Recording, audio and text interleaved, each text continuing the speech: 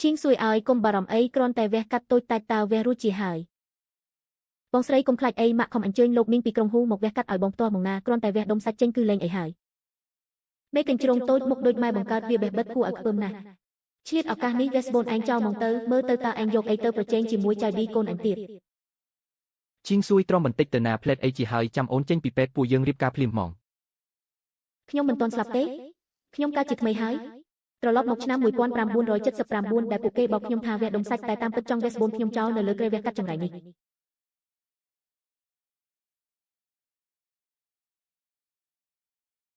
មេមន់ពងមិនកើត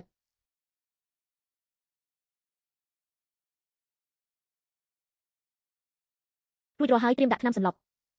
បងស៊ូឆាយប្រញាប់ឡើងមាសដុំដែលម៉ាក់ខ្ញុំបន្សល់ទុកនិងបង្កាន់ដៃគំនូក្នុងនីតិខរដូវរបស់លោកតាគឺនៅក្នុងហោប៉ៅសម្ងាត់នៃអាវក្នុងខ្ញុំប្រញាប់យកវាទៅកុំឲ្យគ្រូពេទ្យឃើញឲ្យសោះ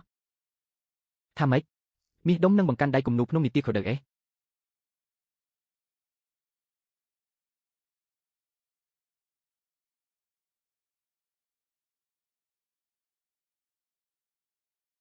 ឈៀងសួយអូនចង់ទៅណាឈប់ភ្លាម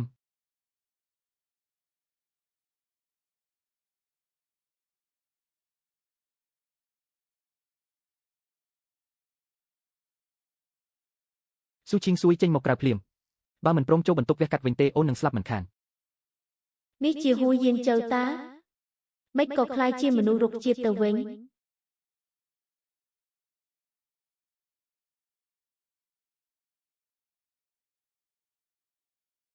ចេញទៅ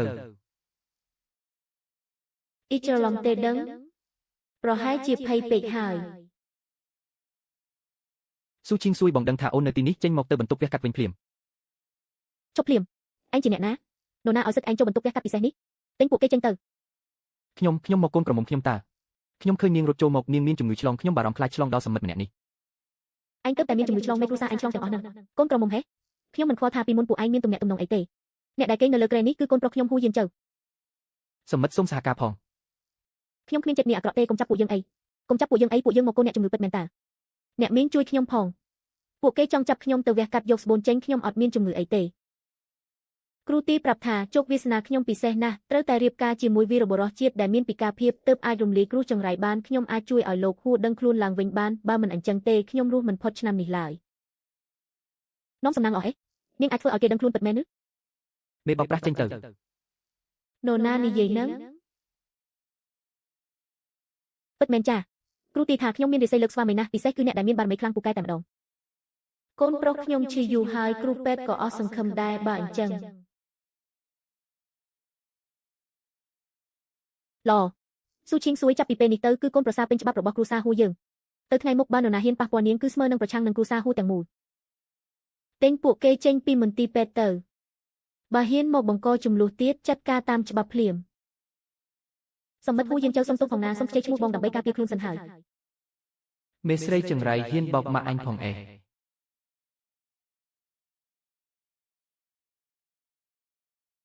មិនពិតទេដឹងអ្នកដែលនិយាយជាមួយខ្ញុំរហូតមកគឺហ៊ូយានជើអេខ្ញុំអាចជឿសំឡេងក្នុងចិត្តរបស់គាត់បានជួយស៊ើបប្រវត្តិរបស់ស៊ូឈៀងសួយឲ្យខ្ញុំបន្តិចមើលឬមួយនេះជាសំណងដែលស៊ូក្លៀបផ្ដល់ឲ្យកូនប្រុសខ្ញុំដោយប្រទានកូនប្រសារដ៏ល្អម្នាក់មកនឹកស្មានមិនដល់សោះថានាងជាចៅស្រីត្រកូលលីនម៉ាក់របស់នាងលីនឈីងយុនកាលនោះជាស្រីស្អាតមានចំណេះដឹងល្បីល្បាញពេញក្រុងប៉េកាំងតោះពួកយើងទៅផ្ទះនាងដើម្បីចាត់ចែងរឿងការសិនកុំឲ្យយប់យូរយកសប្តាហ៍ច្រើនលោកពុកត្រូវតែជួយរកយុទ្ធធម៌ឲ្យកូនផងណាឈៀងសួយកូនម្នាក់នេះម្សិលមិញរត់តាមប្រុសខូចបាត់ទៅហើយធ្វើឲ្យត្រកូលស៊ូខ្មាស់គេអស់ហើយស៊ូឆាយជាក្មេងល្អយ៉ាងនេះបងស្រីច្បាស់ជាត្រូវគេបោកហើយមិនដឹងជាប្រុសម្នាក់នោះជាមនុស្សស្លាប់រស់យ៉ាងណាផងសមិទ្ធស៊ូឈៀងសួយមិនបានត្រូវគេបោកទេនាងស្ម័គ្រចិត្តរៀបការជាមួយកូនប្រុសខ្ញុំដែលជាប្រធានសន្តិសុខហ៊ូយានជើលោកតាត្រកូលស៊ូអាពីពិពាមួយនេះគ្រួសារហ៊ូយើងយល់ព្រមហើយនេះជាលុយបង្កក់សេរីលោកតាឈៀងសួយឥឡូវជាកូនប្រសារត្រកូលហ៊ូហើយបាននរណាហ៊ានរារាំងគឺស្មើនឹងប្រឆាំងនឹងគ្រួសារហ៊ូទាំងមូលទេនេះជាការសម្រេចចិត្តរបស់ឈៀងសួយខ្ញុំគ្មានយោបល់អីទេលោកពុកបិទមកទៅតោះពួកយើងទៅចុះសម្បត្តិអាពាហ៍ពិពាហ៍មុនពេលគេបិទទ្វារការិយាល័យហ៊ូយានជើចាប់ពីថ្ងៃនេះទៅខ្ញុំជាភរិយាស្របច្បាប់របស់បងហើយឈៀងសួយបងដឹងថាអូនត្រូវគេបង្ខំទេ មែនទេតើគ្រូសាហ៊ូគំរាមកំហែងអូនមែនទេកុំខ្លាចអីទៅផ្ទះជាមួយបងវិញទៅ ស៊ុនស៊ូឆាយឈប់ធ្វើពុតជាមនុស្សល្អទៅគួរឲ្យខ្ពើមណាស់រឿងថោកទាបដែលឯងនិងស៊ូចៅឌីធ្វើនៅក្នុងឃ្លាំងលេខ3នៃរោងចក្រវីនផនចាំបាច់ឲ្យខ្ញុំនិយាយនៅចំពោះមុខអ្នករាល់គ្នាទេ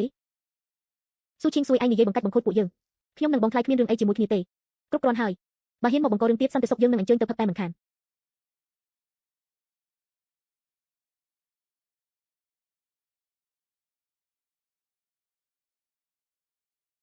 យានជើម៉ាក់រកឈីងស៊ុយឲ្យកូនហើយណាចាំកូនដឹងខ្លួនឡើងកូនច្បាស់ជាពេញចិត្តនាងមិនខានឡើយ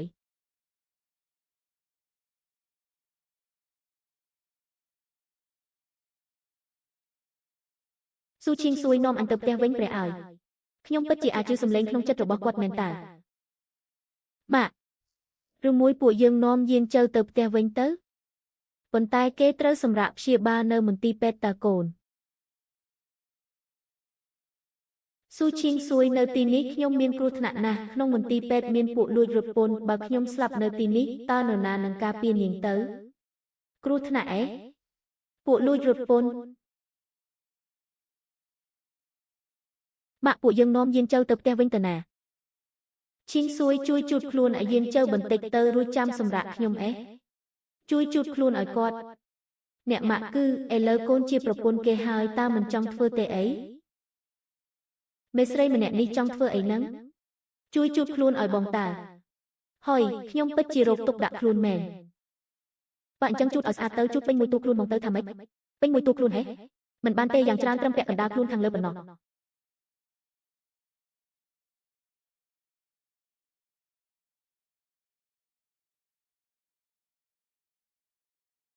ចង់ឆ្លៀតឱកាសយកចំណេញពីខ្ញុំមែនទេបើខ្លាចខ្ញុំអនុញ្ញាតឲ្យអោបមួយផ្លែតចុះតែហាមលើសពីនឹងណានេះជាលំអវិសេសហេស៊ូគ្រាពិតជាមិនអយុត្តិធម៌ចំពោះខ្ញុំទេមានរបស់នេះហើយការសងសឹកពិតជាមានសង្ឃឹមមែន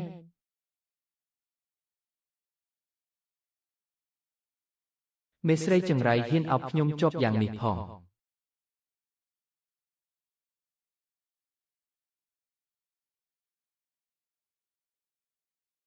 ទីបំផុតនាងព្រមលែងហើយបងដឹងខ្លួនតាំងពីពេលណា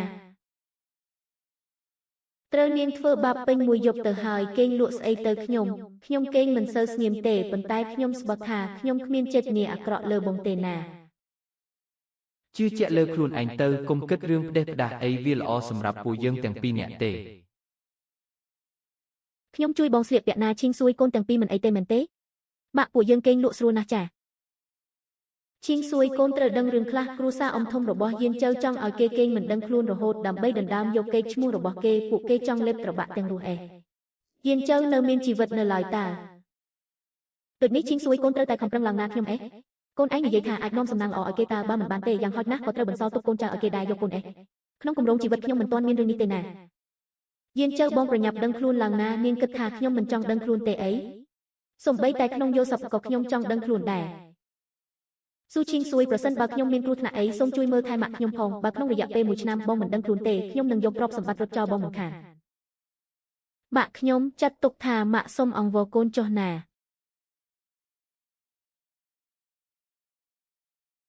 ប្រធានចៅមានមនុស្សតកូស៊ូមកសួររកលោកស្រីនិងកញ្ញាស៊ូដោយប្រាប់ថាជាសាច់ញាតិថាម៉េចត្រកូស៊ូហេកុំខ្លាចអីមានម៉ាក់នៅទីនេះហើយតើកូនចង់ត្រឡប់ទៅជាមួយពួកគេវិញទេទូស្លាប់ក៏មិនទៅវិញដែរឲ្យពួកគេចូលមកចុះហើយចាត់មនុស្សឲ្យតាមមើលពួកគេផងប្រធានចៅសុំទោសដែលរំខានខ្ញុំមកទទួលកូនស្រីខ្ញុំត្រឡប់ទៅវិញទេអនុប្រធានស៊ូនាយកនិយាយលេងសើចហើយកូនស្រីលោកមិនមែននៅផ្ទះទេអីស៊ូឈីងស៊ុយជាកូនស្រីច្បងរបស់ខ្ញុំនាងរងរូសតាំងពីតូចមកម្លេះខ្ញុំរងរូសហេច្បាស់ណាស់ថាពួកឯងធ្វើបាបខ្ញុំសោះស៊ូឈីងស៊ុយបានរៀបការជាមួយកូនប្រុសខ្ញុំរួចហើយគឺមានច្បាប់ការពារត្រឹមត្រូវនាងរៀបការហើយអេមិនអាចទេមិនក៏នាងស្គាល់ប្រធានក្រុមហ៊ូបានខ្ញុំនឹងយានជើស្គាល់គ្នាយូរហើយគាត់ធ្លាប់ជួយខ្ញុំក្នុងពិធីជប់លៀងរបស់លោកតាបើរៀបការរួចហើយពួកយើងក៏មិនជំទាស់ដែរតែត្រូវរៀបចំពិធីការឲ្យធំដុំហើយលុយបង្កក់សេរីខ្ញុំមិនត្រូវការលុយបង្កក់សេរីទេហើយក៏មិនបាច់រៀបការដែរសង្គមថ្មីគេលើកកម្ពស់សេរីភាពអាពាហ៍ពិពាហ៍អ្វីត្រូវធ្វើសាមញ្ញបំផុតឯងនៅក្មេងណាស់រឿងនេះត្រូវឲ្យម៉ាក់ប៉ាចាត់ចែងទៅត្រូវមិនយកលុយបង្កក់សេរីមិនខ្លាចគេសើចចំអកទេឈីងស៊ុយម៉ាក់ប៉ាធ្វើបែបនេះគឺដើម្បីល្អសម្រាប់ឯងទេណាខ្ញុំនិយាយម្ដងទៀតរឿងរបស់ខ្ញុំជាអ្នកសម្រេចចិត្តចាប់តាំងពីម៉ាក់ខ្ញុំស្លាប់ទៅខ្ញុំគ្មានឪពុកទៀតទេឯងសុំទោសម៉ាក់ឯងភ្លាមហ៊ានវីកូនប្រសាខ្ញុំហេសួរគ្រូសាហ៊ូនឹងត្រកូលចៅយើងសិនទៅ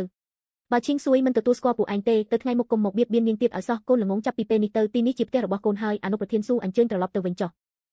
ចាំថ្ងៃក្រោយខ្ញុំមកសួរសុខទុក្ខឈីងស៊ុយទៀតចុះសុំទោសម៉ាក់ខ្ញុំបង្កបញ្ហាឲ្យម៉ាក់ទៀតហើយខ្ញុំអាចចាក់ចេញពីគ្រួសារហ៊ូបាណានិយាយផ្ដេសផ្ដាសអីកូនចាប់ពីពេលនេះទៅម៉ាក់ជាម៉ាក់បង្កើតរបស់កូនហើយប៉ុន្តែពួកគេនឹងរកវិធីធ្វើបាបគ្រួសារហ៊ូមិនខានគ្រួសារហ៊ូមិនមែននរណាក៏អាចធ្វើបាបបានតាមចិត្តនោះឡើយ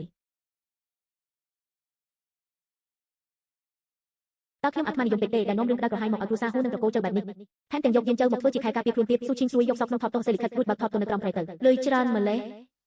2សែនយន់អេ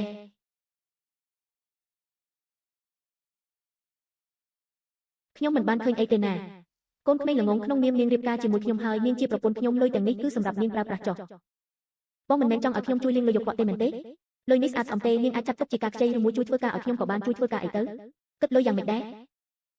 មើលថែប្រចាំថ្ងៃ1យន់ក្នុងមួយថ្ងៃរត់ការម្ដង5យន់ហើយត្រូវជួយការពារគ្រួសារអ៊ំធំទៀតធានាថាមិនឲ្យនាងខាត់បងឡើយគិតជាក់ស្ដែងប៉ុន្មានទៅមួយថ្ងៃបានប៉ុន្មានមេស្រីម្នាក់នេះគិតតែពីរឿងលុយកាក់មកមួយថ្ងៃ1យន់មួយខែ30យន់ព្រមព្រៀងគ្នាហើយណាមិនបានត្រឡប់មកវិញច្រើនឆ្នាំហើយជាតិមុនខ្ញុំល្ងងខ្លៅពេកហើយដែលចាត់ទុកអ្នកស្រឡាញ់ខ្ញុំពិតប្រាកដជាស្ត្រូវទៅវិញកញ្ញាស្រីគឺជានាងមែនទេលោកតាលីគឺខ្ញុំចាខ្ញុំត្រឡប់មកវិញហើយកញ្ញាស្រីត្រឡប់មកវិញហើយប្រញាប់ទៅជម្រាបលោកម្ចាស់ភ្លាមទៅលោកតាខ្ញុំសុំទោសចាឈីងស៊ុយមិនល្អទេធ្វើឲ្យលោកតាបារម្ភហើយឈីងស៊ុយកូនល្អរបស់តាក្រោកឡើងមកកូនប្រញាប់ក្រោកឡើងចូលទៅនិយាយគ្នាក្នុងផ្ទះទៅលោកតាលោកអ៊ំខ្ញុំដឹងខុសហើយចាត្រឡប់មកវិញគឺល្អហើយត្រឡប់មកវិញគឺល្អហើយកូនលោកតាតើប៉ាខ្ញុំនិងពួកនោះធ្លាប់មកទីនេះទេគ្មានទេលោកតាថ្ងៃនេះខ្ញុំមកគឺមានរឿងសំខាន់ចង់ជម្រាបលោកតាកូនស្គមហើយក៏ខ្មៅជាងមុនដែរជាកំហុសរបស់តាដែលមើលថែកូនមិនបានល្អលោកតាខ្ញុំមិនអីទេចាថ្ងៃនេះខ្ញុំមកចង់ប្រាប់លោកតាថាខ្ញុំបានរៀបការជាមួយហ៊ូយានជើហើយថាម៉េចមនុស្សរុកជាតិហ៊ូយានជើនឹងលែងលះភ្លាមទៅចាំអ៊ំទៅចាត់ការឥឡូវនេះកុំអីលោកអ៊ំខ្ញុំត្រូវការអាពាហ៍ពិពាហ៍មួយនេះហើយខ្ញុំនៅមានរឿងជាច្រើនត្រូវធ្វើទៀតម្យ៉ាងទៀតយានជើគាត់នឹងដឹងខ្លួនឡើងលោកតាប៉ុន្មានថ្ងៃនេះគ្រូសាស៊ូច្បាស់ជាមកបញ្ចុះបញ្ចូលលោកតាឲ្យទៅនិយាយរឿងការជាមួយគ្រូសាហ៊ូមិនខានពួកគេចង់ជញ្ជក់ឈាមខ្ញុំទៀតហើយគ្រូសាហ៊ូមានគុណលើខ្ញុំមិនអាចនាំចោលជុកផ្ទះបានទេដូចនេះខ្ញុំត្រៀមខ្លួនរួចរាល់ហើយឈីងស៊ុយនេះទៅជាកូនចៅតកូលលៀនពិតប្រាកដកូនត្រូវតែធ្វើបែបនេះឈីងស៊ុយកូនធ្វើតាមចិត្តចុះរាល់បញ្ហាទាំងអស់មានអ៊ំនៅពីក្រោយចាំជួយជានិច្ចចាអរគុណលោកអ៊ំអរគុណលោកតា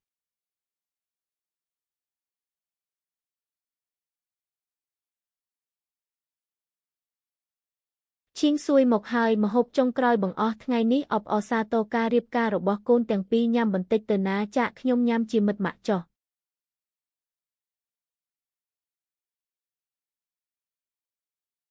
ទីបំផុតព្រមត្រឡប់មកវិញហើយមេស្រីម្នាក់នេះចេះតែដុតភ្លើងតែមិនចេះពន្លត់សោះ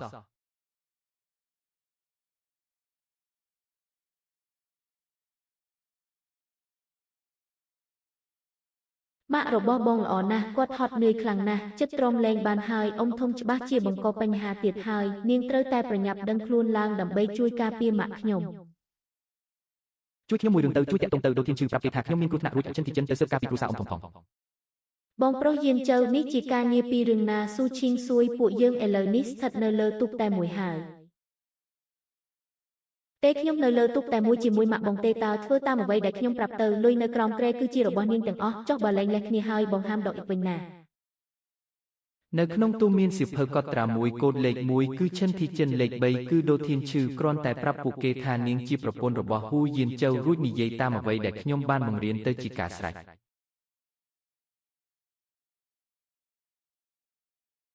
អាឡូសុំសួរថានោះជាដូធានឈឺមែនទេចាខ្ញុំជាប្រពន្ធរបស់ហ៊ូយានជើឈ្មោះស៊ូឈីងស៊ុយនាងថាជាអ្នកណារៀបការក៏មិនប្រាប់ខ្ញុំមួយម៉ាត់ដែរ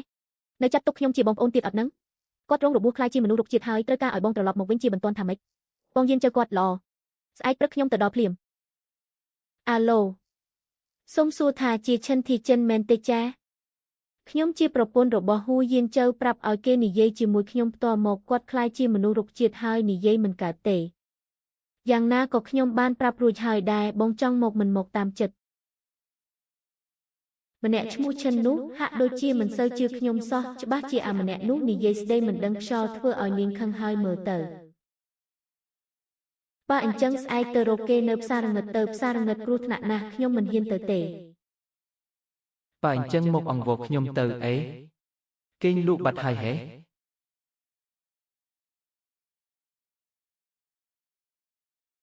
សុំទោសចាបងជាអ្នកណាខ្ញុំគឺដូធានឈឺអាឈឺនេះជាបងថ្លៃស្រីរបស់ឯងណាបាននាងជួយមើលថែបងឯងនឹងហើយឯងប្រញាប់មើលបងឯងបន្តិចមើលតើអាចព្យាបាលជាទេឈីងស៊ួយកុំប្រកាន់សម្ដីរបស់អាឈឺឯណាក្មេងម្នាក់នេះខ្វះខួរក្បាលបន្តិចហើយលោកមីងនិយាយអញ្ចឹងសំរុំអត់នឹងខ្ញុំនៅឈរទីនេះតើម៉ាក់ខ្ញុំមានរឿងចង់ជម្រាបម៉ាក់បន្តិចតែម៉ាក់ស្ដាប់ហើយកុំភ័យស្លន់ស្លោឯណាតាមពិតទៅយានជើគាត់ដឹងខ្លួនហើយគ្រាន់តែមិនទាន់អាចកម្រើកបានប៉ុណ្ណោះចាពិតមែនអេតាមពិតទៅយានជើគាត់ដឹងខ្លួនហើយគ្រាន់តែមិនទាន់អាចកម្រើកបានប៉ុណ្ណោះចាពិតមែនអេប្រហែលជាដោយសាររំសើមិញខ្ញុំគេងអោបគាត់ហើយមើលទៅយប់មិញគឺគាត់ជាអ្នកប្រាប់ឲ្យខ្ញុំទៅរកដូធានឈឺនឹងណានេះតើជារឿងពិតមែនទេគ្មានកូនស្រីណាហ៊ានយកកេកខ្មាស់ខ្លួនឯងមកលេងសើចឡើយកូនល្អទៅមើលយានជើទៅចាំម៉ាក់ទៅផ្សារទិញម្ហូបមកធ្វើឲ្យញ៉ាំម៉ាក់ទុកឲ្យខ្ញុំទៅទិញវិញចុះម៉ាក់នៅកំដរដូធានឈឺទៅណាអញ្ចឹងទិញរបស់ឆ្ងាញ់ឲ្យបានច្រើនបន្តិចមកណាឈីងស៊ួយបងតាមរកអូនសឹងតែស្លាប់ទៅហើយខំចំណាយលុយខែអស់ជាច្រើនដើម្បីរកច្រកចូលវិឡាធំនេះតែចូលមិនចុះសោះស្ដាប់ទៅដូចជាចង់ឲ្យខ្ញុំសង្លុយបងវិញអញ្ចឹងឈីងស៊ួយមើលចុះអូនស្គុំអស់ហើយតើគ្រូសាហ៊ូធ្វើបាបអូនមែនទេខ្ញុំរស់នៅគ្រួសារហ៊ូសុខសប្បាយណាស់ឈប់សម្ដែងទៅថយចេញទៅឈីងស៊ួយបងដឹងខុសហើយត្រឡប់ទៅផ្ទះជាមួយបងវិញទៅណាយុវជនម្នាក់នេះលុតជង្គង់អង្វរហើយអត់ទោសឲ្យគេទៅក្មួយស្រីដើម្បីសន្សំលុយការអូនម៉ាក់បងខំលក់គ្រឿងអលង្ការកេកម៉ាក់គាត់ប៉ាបងចុះថ្នេរការងារហើយនៅទៅជួយការងារចង្ក្រានបាយទៀតមនុស្សប្រុសល្អយ៉ាងនេះរកឯណាបានទៀតក្មួយស្រីកុំចិត្តដាច់ពេកអីបើពួកឯងស្រឡាញ់គេខ្លាំងម្ល៉េះនាំគ្នាទៅរស់នៅជាមួយគេទៅកុំមកប្រើធោះក្តៅដាក់ខ្ញុំទើបតែមើលមុខគ្នារួចគេក៏លួចឡើងក្រែជាមួយប្អូនស្រីខ្ញុំថែមទាំងធ្វើឲ្យនាងមានផ្ទៃពោះទៀតផងថ្ងៃនេះគេចង់បោកខ្ញុំត្រឡប់ទៅវិញដើម្បីលេបត្របាក់ទ្រព្យសម្បត្តិម៉ាក់ខ្ញុំរួចទទួលយកប្អូនស្រីខ្ញុំនិងកូនឥតខាន់ស្លានោះមកវិញសោះឯងនិយាយបង្កាច់បង្ខូចខ្ញុំទេមានផ្ទៃពោះឬអត់ទៅពិនិត្យនៅមន្ទីរពេទ្យដឹងភ្លាមហើយតើឯងហ៊ាននាំស៊ូចៅឌីទៅពិនិត្យអត់បើជាប្រុសពិតប្រាកដហ៊ានទៅពិនិត្យទៅប្តីនាងសន្លប់ហើយមិនក៏មិនព្រមបញ្ជូនទៅពេទ្យទៀតចិត្តខ្មៅពិតមែនខ្ញុំរៀបការរួចហើយប្តីរបស់ខ្ញុំជាវីរបុរសជាតិចំណែកឯម្នាក់នេះជាជនបោកប្រាស់ចង់មកជំរិតទារលុយខ្ញុំសោះបើមិនជឿទេហៅប៉ូលីសមកចាត់ការទៅដឹងស្មៅភ្លាមហើយអូតាមពិតជាជនបោកប្រាស់សោះសំឡេងនេះស៊ុនស៊ូឆាយស៊ូចៅឌីហើយនឹងជើឆាយជូតា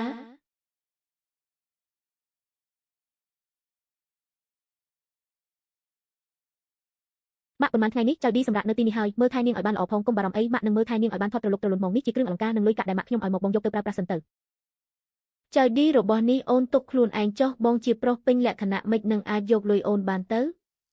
បងនឹងខំប្រឹងធ្វើការថែមទៀតដើម្បីប្រញាប់ទៅដណ្ដឹងអូនបងមិនបណ្ដោយឲ្យអូននឹងកូនរងទុកឡើយម៉ាក់នៅឈរទីនេះតើកូនម៉ាក់ប្រញាប់ទៅធ្វើស៊ុបឲ្យចៅឌីញ៉ាំទៅងាប់ហើយនរណានៅខាងក្រៅហ្នឹងចិត្តភ្លេចបាត់ទៅហើយវាជាបំបាំងកាយគេមើលមិនឃើញខ្ញុំពិតមែនពិតជាមើលមិនឃើញមែនអរគុណស៊ូកលែហើយ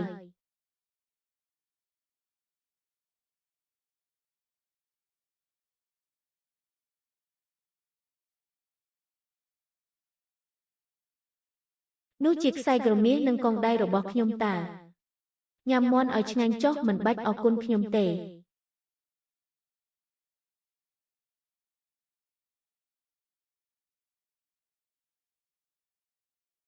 ហត់ខ្លាំងម្លេះ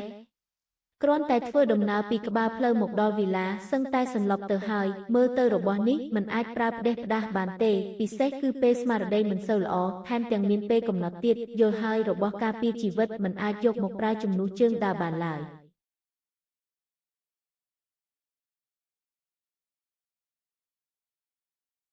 ប្រញាប់អង្គុយសម្រាកទៅកូនហត់ហើយមែនទេម៉ាក់ខ្ញុំមិនហត់ទេចាទុកឲ្យខ្ញុំទៅធ្វើម្ហូបវិញអាឈឺមកជួយម៉ាក់លាងបន្លែបន្តិចមកទុកឲ្យបងថ្លៃឯងទៅនិយាយលេងជាមួយយានជើទៅនាងទៅណាទើបតែត្រឡប់មកវិញហ្នឹងខ្ញុំទៅផ្សារតាចាម៉ាក់បងចង់ញ៉ាំស៊ុបមាន់ហើយខ្ញុំក៏ទិញសាច់និងបន្លែខ្លះមកដែរមេស្រីល្ងងរបស់ទាំងនោះគឺទិញឲ្យនាងពៅកម្លាំងតើទិញច្រើនម្លឹងតើនាងចេះធ្វើម្ហូបអត់ហ្នឹងគុំសង្ឃឹមលើស្នាដៃម៉ាក់ខ្ញុំឲ្យសោះខ្ញុំគិតថាគ្មានបញ្ហាទេចាខ្ញុំចេះធ្វើម្ហូបច្រើនមុខណាស់ចាំបងដឹងខ្លួនឡើងខ្ញុំធ្វើឲ្យបងញ៉ាំណាកូនស្រីអភិជនមិននឹងចេះធ្វើម្ហូបទៅកើត ខ្ញុំមិនបានកុហកបងទេតាំងពីម៉ាក់ខ្ញុំស្លាប់ទៅលីយូមីចូលមកក្នុងផ្ទះ